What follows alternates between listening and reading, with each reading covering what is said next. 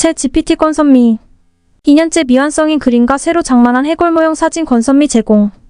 동생은 뭐만 하면 GPT 타령이다.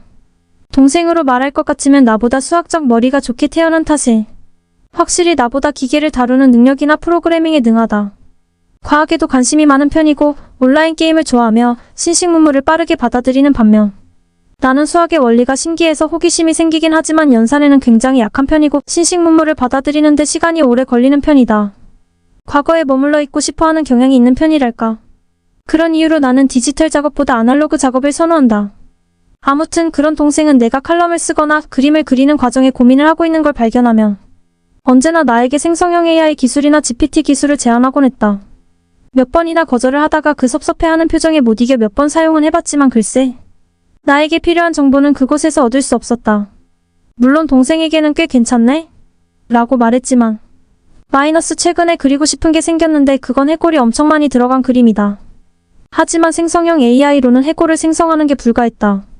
짜리몽땅한 귀여운 해골들은 만들어주지만 실제 인체 모형 같은 해골은 안 만들어준다. 뭔가 뜨거운 사랑을 나누는 낯간지러운 모습의 연인들 또한 만들어주지 않는다. 칼럼을 수정받아 본 적은 없는데 아무래도 글이 너무 정석적으로 만들어지지 않을까 싶어서 재미없을 것 같아 시도도 안 했다. 이런 날 것 같은 말투도 흉내낼 수 있으려나? 하지만 글은 내가 쓰는 게 더 재미있는걸. 글을 쓰는 재미를 뺏기고 싶진 않다. 사람들이 스스로 배워 학습하는 재미, 창작의 재미, 노력 후의 성취감들을 인공지능을 사용함으로 인해 잊어버리게 되는 건 아닌가? 뚝딱하면 몇 초 만에 뭐든지 만들어내는 것이 뭐든지 빨리빨리 해내려고 하는 요즘 세태와 비슷하단 생각이 든다. 그렇게 시간을 쪼개고 모아서 도대체 어디다가 쓰려는 건지. 미래에는 그림도 그릴 필요 없고 노래도 부를 필요 없고 공부도 할 필요 없고 노동도 안 해도 된단다. 그러면 미래의 인간은 대체 뭘 하는 걸까? 아마 동생은 내가 뭘 기고하는지 관심이 없으니 이 글을 볼 일이 없을 테니 말이다. 누나로서는 이 녀석이 생각하는 모든 것이 챗GPT나 AI 생성 기술의 둘레 안에서만 그치지 않을까 걱정이다. 이런 이야기를 하면 동생은 콧방귀를 끼며 들은 채도 하지 않고 네네 그러셔요라며 방문을 닫고 들어가 버릴 테지. 그러면 나는 시대를 따라가지 못하는 뒷방 늙은이 같은 표정으로 닫힌 문을 바라보게 되는 거다. 세상의 모든 걸 알고 있다고 하는 인공지능 기술들. 근데 꼭 우리가 GPT나 AI보다 아는 게 없을까? 궁금한 것이 있을 때마다 GPT에게 물어보고 궁금증을 해결하는 건 스스로 생각하는 방법을 망각해나가는 길이 아닐까? 그 틀 안에서만 생각하고 그 틀 안에서만 해결법을 찾다 보면 우리는 그 밖에 무엇이 있는지 더 이상 상상할 힘을 잃어갈 것만 같다. 언젠가는 그게 틀 안이라는 것도 있게 될 테고 결국 챗GPT는 정말 우리의 신이 되어버리진 않을까? 그런 멍청한 일이 벌어지지 않도록 제발 적당히 이런 것에 의지했으면 좋겠다. 물론 코딩을 하거나 맞춤법을 검사하거나 화학식이라든지 등등 연산이나 기록과 관련된 것들에 대해서는 확실히 도움을 받을 수 있는 면이 있는 게 맞다. 하지만 창작의 면에서는 분명히 나보다 모르는 게 맞다. 라고 생각한다면 내가 어리석은 걸까? 챗 잘나긴 했지만 말이다. 그래도 GPT가 없는 시절이 더 그립다. 모르는 것이 많았던 시절도 꽤나 재미있었다. 서투르고 알 수 없어서 흥미진진한 것이 많았다. 결론은 세상에 많은 정보를 알고 있는 GPT이지만 내 머릿속은 나만 알고 있다는 거다. 결국 창작의 영역만큼은 아직 GPT에게 내어주지 않았고 그것만큼은 늦게까지 내어지지 않으리라 생각한다. 그런 면에서 인공지능과 대적해서 살아남기 위해서는 정석적으로 틀 안에서 노는 창작자가 아닌 틀 밖에서도 자유롭게 논의는 창작자가 되어야 할 것이다. 내 머릿속의 해골들은 나만의 것이다. 내 머릿속의 나체로 나진구는 연인들도 나만의 것이다. 챗GPT도 모르는 게 있는 것이다. 인생은 실전이다. 내 시공간 속에서 빙글빙글 춤출 더 시전질한 경험한 윤지. 금세 다가오고 멀어지는 4월 글쓰는 오늘은 해가 눈부신 날이다. 봄이 한창인 지금처럼 계절을 특별하게 의식할 때가 있을까? 하늘과 땅과 바람이 시시각각 변하고 느리게 흐르는 듯 보이던 식물의 시간이 사람보다 빠르게 흐른다. 우리는 공기를 들이마시고 눈을 깜빡이며 피부로 이 계절을 느낀다. 어제 핀 꽃이 졌고 오늘 초록색 어린잎이 자라 싱그럽다. 아무리 오늘의 날씨를 뉴스에서 옮겨 적어도 이날을 기억하려면 짤막한 단어와 숫자로는 충분치 않다. 어쩌면 오늘 날씨를 기억하려면 꼭 1년을 기다려 오늘과 비슷한 봄을 겪어야 한다.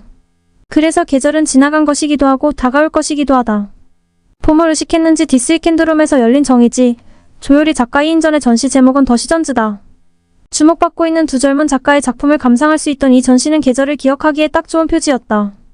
한가로운 골목에 위치한 디스위켄드룸에 나는 산책하듯이 전시를 보러 다녀왔다. 정의지 작가는 유화로 된 회화 작품을, 조효리 작가는 설치와 회화를 오가는 작품으로 각자의 방식을 따라 혹은 서로를 의식하며 한 공간을 이뤘다. 정희지 작가는 주변 사람들과 사물이 작가와 가진 관계, 시간 감각을 회화로 다뤄왔고, 조효리 작가는 디지털 환경을 현실로 가져와 여러 재료를 결합시켜 실험하는 작업을 해왔다. 두 작가의 작품을 모두 즐길 수 있었던 이번 전시는 흔치 않은 기회였다. 전시에서 가장 먼저 다가온 것은 두 작가가 생각과 감정을 직접 작품으로 보여주는 태도였다. 둘에게서 구체적인 주제를 말하기보다 관객에게 작품으로 미묘한 생각과 감정을 보여주는 미감을 느꼈다. 정희지 작가의 작품들은 자신감 있고 확신에 찬 붓질로 순간 속에 존재하는 인상과 관계를 드러냈다. 알렉스 카츠엘럭스 캐츠 1927의 작품을 연상시키는 단순한 듯 시선을 잡아끄는 화면 구성은 특유의 시원함과 함께 말할 수 없는 감정을 보여줬다. 작품 약속은 두 자물쇠가 서로 잠겨있는 모습이 명료히 표현되어 있고, 비비오러브는 구불구불하게 한 획으로 그은 산의 능선과 분절된 핑크빛 붓질로 표현된 노을 지는 하늘의 대비가 함께 공존한다. 화면 바깥에 무당벌레가 있다. 로이얼 블루 디프는 인물의 경계를 따라가는 차가운 푸른 공기와 갈색, 눈썹의 조화가 어느 순간 속 한 장면처럼 기록됐다. 이 모든 회화에서 보이는 것은 무엇보다도 붓질이다. 붓질은 작가가 주관성을 표현하는 첫 번째 요소로 생각과 감정의 음영을 표면 위로 떠오르게 한다. 붓질이 단순하기 위해서 의도적으로 큰 붓을 쓴 작가의 선택이 보였다. 큰 붓을 다루는 자신감은 작가가 가진 능숙함을 짐작하게 했다. 반복되는 계절 디스 위켄드룸 정희지 조효리 전시 더 시전즈 관람 후기 사진 한윤지. 조효리 작가는 디지털 3D 이미지를 보는 현실의 감각을 표현했다. 무엇보다 회화와 공간에서 레이어를 다루는 표현이 직접적이고도 재미있었다. 작품 더 웨이는 꽃 모양으로 접히는 평면과 그 평면 너머의 풍경이 표면을 떠다니는 워터마크 저작권을 보호하기 위해 쓰이는 기호나 이미지와 함께 공간감과 평면의 느낌을 동시에 주며 하나의 작품으로 구성된다. 작품의 표면을 벗어나기도 하는 워터마크에 쓰인 텍스트 더 웨이인 더 웨이 아웃대로 이 작품을 볼 때 우리는 작품 세계로 들어가는 것일까 나가는 것일까? 이미지가 넘치고 남용되는 시대의 독창적인 작품이라는 증명은 이제 워터마크로 입증되어야 하는 걸까? 또 다른 작품 서곡은 큰 두 개의 캔버스에 종이가 접히거나 열리는 장면을 그리고 이 두 캔버스를 수직으로 연결해 하나의 공간을 만든 작품이다. 서곡의 역할을 하는 듯 이 작품은 작가의 작품들 속에서 반복되는 요소를 모아 얼핏 보여줌으로써 보는 이를 기대하게 한다. 디지털과 현실 사이의 관계를 직접 보여주기 위해 작가는 종이 부조와 텍스트, 3D 툴, 에어브러시 등 다양한 재료와 방식을 함께 다뤘다. 여러 재료들을 모두 다루며 디지털과 현실의 어색한 충돌과 부자연스러운 조화를 관객이 직접 느끼도록 눈앞에 물질로 실현해냈다. 두 작가는 작품을 통해 세상에 대해 말하기보다 세상에게 보여주는 태도를 취했다. 정희지 작가 작품에는 자연스러운 능숙함이 있었고 조효리 작가 작품에는 포부 넘치는 즐거움이 있었다. 가장 좋았던 작품 두 가지를 고르자면 매일 아침 피트, 조효리과 그로잉이다. 전자는 두 작가가 함께 작업한 것이다. 싱크대에 담긴 물의 잔잔한 파동이 나비의 그림자와 컵의 윤곽을 흔들리게 한다.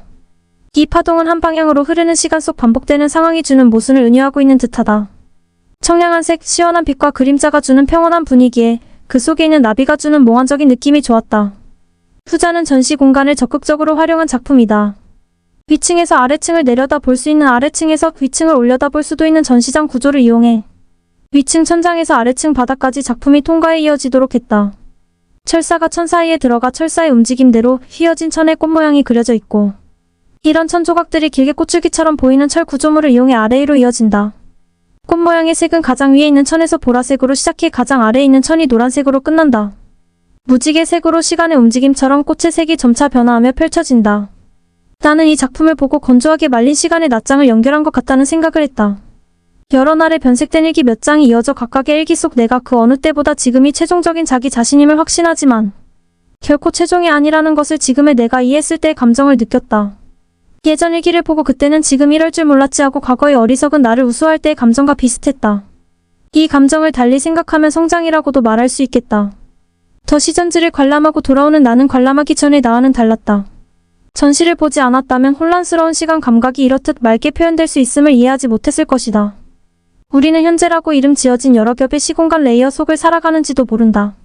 그 레이어 속에서 지금이라는 일상을 기록하는 건 재미있다.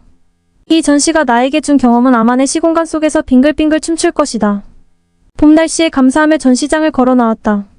사랑하는 사람과 함께 전시를 만들어 나간다는 것 김태희. 매일 내 일상을 습관처럼 공유하던 사람과 함께 무언가 하기를 고민한다는 것은 어려운 일이 아니었다. 시작은 마치 데이트 코스를 짜는 것처럼 이거 같이 해볼래? 가벼웠다. 안 그래도 일이 바빠서 서로 못 만나는 프리랜서 커플이었기에 이렇게라도 서로의 존재를 의식하고 싶었던 마음도 있었다. 당신은 별 고민 없이 그래. 재밌어 보인다. 반갑게 제안을 맞이했고 그 반응을 본 순간 이전에 하지 못했던 걱정이 조금 들기 시작했다. 맞다, 이건 내가 세상에서 제일 못하는 하나의 팀플레잉이었다. 나를 돌아볼 시간이 필요했다.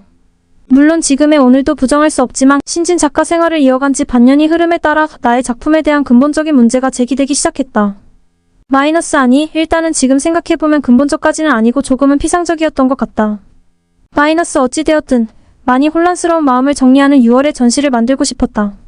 나에게도 유의미하며 관객들도 나의 이야기를 통해 생각할 시간을 가질 수 있는, 그리고 무엇보다 정해진 전시 장소의 이미지를 보자마자 어떻게 해야 할지 형태가 바로 구상되었기 때문에 공동작업을 제안하며 내가 어떻게 할 것인지에 대한 이야기를 했었다. 내 작업은 마지컷 애니메이션의 영상이 연상되는 연속적인 배치로 짧은 이미지를 전달하는 것이었다.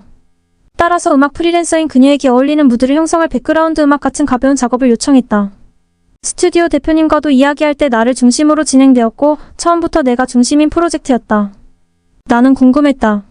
언니는 자신의 작업에 대해 말이 그렇게 많은 사람이 아니었기에 내가 개입되면 어떨까? 언니는 나와 어떻게 이야기하고 작업을 진행할까? 내 그림을 보며 어떤 것을 느낄까? 그걸 음악으로 이 사람이 표현하는 것을 보고 싶다. 아, 김태희의 그림과 사랑하는 현재의 사람과의 이야기는 다음에 좀 더 깊이 다루는 것이 좋겠다. 그럴 필요가 있는 주제다. 그래서 나를 주축으로 전시를 준비했다. 내가 먼저 이미지를 제작한 뒤 완성된 이미지와 작업 노트를 그에게 넘겨주었다. 레퍼런스는 충분했기에 더 이상의 무언가를 전달해주고 싶지는 않았다. 보조적인 작업이라 할지라도 그가 내 것을 보고 느끼는 것들이 필요하다 생각했다. 그도 한 명의 작가로서 무언가 보여주었으면 하는 마음이었다. 걷고 넘어지고 다시 일어나는 내 그림의 단순한 장면들을 그가 음악적으로 해석한 스케치는 놀라웠다.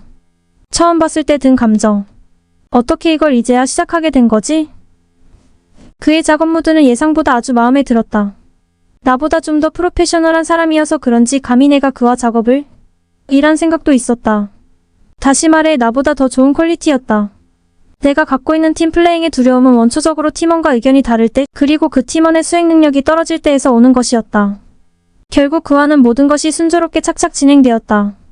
두려움을 가진 게 애석하게도 이 글을 쓰면서 느낀 점. 사랑하는 사람과 함께 전시를 한다는 일에 대해 이야기를 나누기에 내가 가진 경험은 조금 얕은 것이 아닐까. 우리는 부딪힘이 없었고 갑과을이 나누어져 있었다. 그래서 도전해보고 싶은 여러 종류의 협업 아이디어가 떠올랐다. 또한 나는 같이 전시를 한다는 것은 여러 문제를 당면하는 것이 애초에 당연한 일이라고 받아들였다. 나는 이 사람과 그 문제들을 두렵지 않게 맞설 용기가 생겼다. 더 좋은 작품을 이 사람과 만들 수 있을 것이다. 이번 작업에 그 사람이 담겨 있어서 너무나도 마음에 들었기 때문이다. 그런 것 같다. 온전히 내가 만든 작품이 아니라서 사랑하는 상대가 정말 있기 때문에 내게 있어서 잊을 수 없는 전시가 되었다. 사랑하는 사람과 함께 전시를 만들어 나간다는 것. 나는 음악의 문외한이다.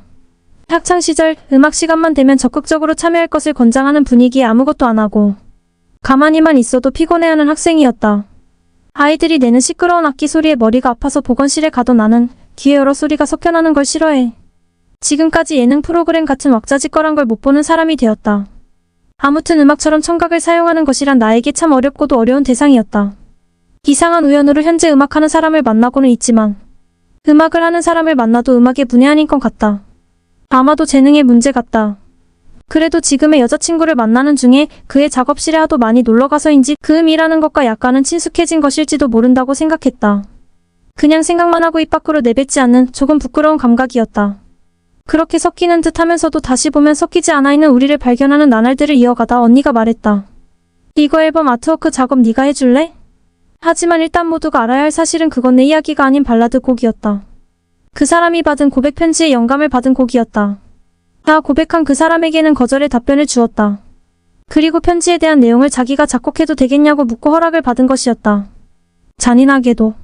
일단 처음에 그 제안을 들었을 때 조금 당황스러웠지만 바로 응이라고 대답했다. 내가 그렇게 느낀 이유는 첫째, 나와의 관계가 아닌 다른 사람의 관계에서의 사랑에 대한 곡이라는 것. 둘째, 내가 과연 그럴 만한 가치가 있는 그림을 그리는가. 셋째, 내가 이 곡을 어떻게 바라보고 그림을 그려내어야 하는가. 집에 돌아와 책상에 앉아서 고민을 한 것도 사실이다. 내가 느낀 그대로 그려내면 문제가 될 것 같고 내가 느낀 그대로를 그려내지 않으면 그것대로 내 마음에 썩 들지 않아서 문제가 될 것이다. 그래서 차라리 우리 둘 중 하나가 불편해지는 것을 피하기 위해 거절할까도 생각했다. 매일매일 작업실에서 밤을 새며 곡을 만드는 그를 보았다. 나 또한 이 작업에 있어서 신중하게 접근해야 한다고 생각했다. 내 불찰로 전반적인 퀄리티가 낮아지지 않기 위해서. 그렇지만 나는 이 제안을 받아들이기로 했다. 단순한 이유였다. 역으로 생각해 보았을 때 다른 사람이 이 작업을 맡는다고 하면 내 기분이 딱히 좋지 않을 거라 생각했기 때문이다. 차라리 내가 조금 더 신중하게 고민하고 작업에 임해서 내가 만족할 수 있을 만한 것을 완성한다면, 좋은 아트워크가 나오게 된다면 두말할 것 없이 모든 걱정이 해결되는 것이었다. 먼저 가이드 녹음 파일을 무한 재생한 후 이미지를 구상하기 시작했다. 계속 반복해 들으며 내가 풀어낼 이야기와 색채들을 고민했다. 노래를 들으며 감각과 이성을 할 수 있는 대로 집중하여 스케치를 시작한 것은 처음이었다. 나는 모든 사람들이 그렇듯 음악 스트리밍 사이트에서 주로 노래를 듣는다. 노래를 듣는다는 것은 가끔씩 나한테 작은 영감을 줄 때도 있긴 하지만 일단 작업 모드로 들어갈 때 엔도르핀을 돌게 할 노동요 같은 도구로 많이 사용될 뿐이었다. 따라서 이 과정 자체가 나한테는 역사적인 일이었다. 그래서 서툴렀기도 한 것 같다. 그렇게 좋은 작품을 만들고 보여주려고 해도 자꾸만 마음에 들지 않았기 때문에 정말 많은 수정 과정을 거쳤다. 결국 내 최선은 여기까지다 하고 마침표를 내어 제출했지만 아쉬움이 정말 많이 남았다. 내 아트워크로 언니의 음악에 도움이 되고 싶었다. 마지막엔 그 간절한 마음이 정말 컸다. 내 부족함이 안타까웠다. 이 작업을 하면서 깊게 느꼈던 점은 내 실력의 미숙함이었다. 작가 생활을 시작한 지 이제 반년, 나는 짧은 기간 많은 경험을 했지만 내 작업에 있어서는 많은 경험을 하지 않았다는 생각을 했다. 좀 더 내 작업에 대한 경험을 많이 하고 스스로가 많이 성장한 작품을 만들어야겠다고 다짐했다. 그 모든 것의 씨앗은 결국 내 여자친구만큼 대단한 사람이 되고 싶어서다. 저번 전시와 다르게 이번 작업은 그렇게 소설 같은 이야기가 아니다. 감정에 치우치지 않으려고, 그러니까 사랑에 치우치지 않으려고 의식적으로 애썼기 때문이다. 내가 좋을 대로 했던 것과 다르게 사랑하는 사람을 많이 생각하려 했었다. 내가 그 사람 몸만큼 해낼 수 있도록, 그 사람이 내 작품에 아쉬움을 느끼지 않도록. 그 이유는 앞으로도 그 사람과 할 수 있는 것들이 많았으면 해서.